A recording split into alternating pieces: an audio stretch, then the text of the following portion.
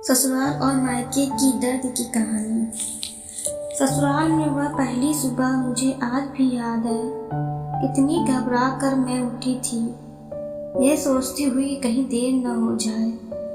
सब न जाने मेरे बारे में क्या सोचेंगे। केवल एक रात ही तो नए घर में कटी थी और इतना सब कुछ बदल गया, जैसे आसमान में उड़ती चिड़िया को किसी ने मोती के लालच देकर पिंजरे में कैद कर दिया हो। शुरू के कुछ दिन तो यूं ही गुजर गए। एक दिन हम बाहर घूमने गए। जब हम वापस घर आए तो सासू माँ की आंखों में खुशी दिख रही थी, लेकिन केवल अपने बेटे के लिए ही। कुछ वक्त लगेगा, लेकिन समय के साथ जल्द ही एहसास करा दिया गया कि मैं यहाँ बहू हूँ, इसलिए मैं जो जैसा चाहूँ वैसा नहीं कर पाऊंगी।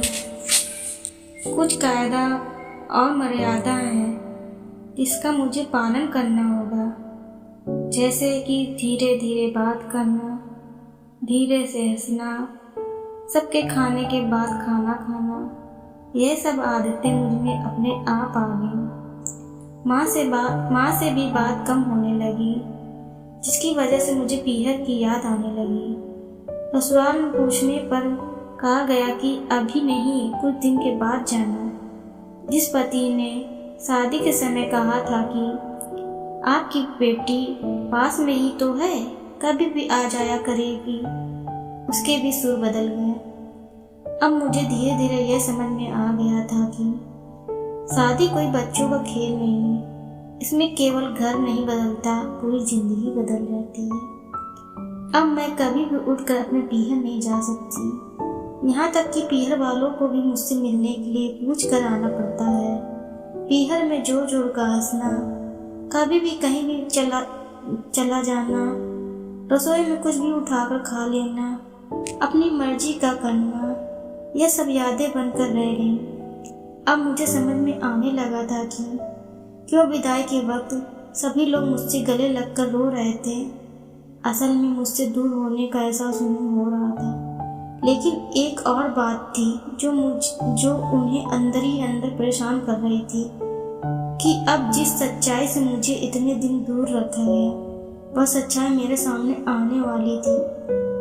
पापा का यह झूठ कि मैं उनकी बेटी नहीं बेटा हूँ, और अब और दिन नहीं छुप पाएगा, जो कि उनकी सबसे बड़ी चिंता थी कि अब उनका बेटा, जिसको कभी भी बेटी होने का एहसास नहीं कराया था, जीवन के इतने बड़े सच से सामना करने जा रही थी।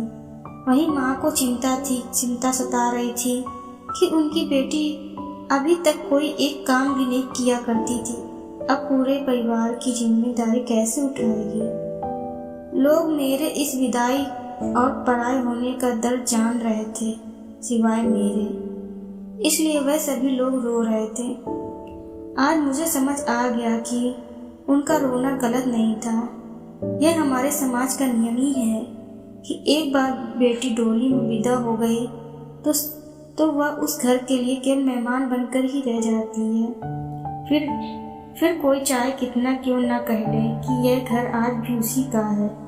सच तो यह है कि अब वह कभी भी यूं ही अपनी पीहर नहीं जा सकती, चाहे कितनी भी समस्या और परेशानी क्यों न आ जाए। मुझे ही हल करना है, हंसते हुए या गम छुपाते हुए। ये कहानी कैसी लगी दोस्तों आपको, प्लीज़ नीचे कमेंट करिएगा। Thank you.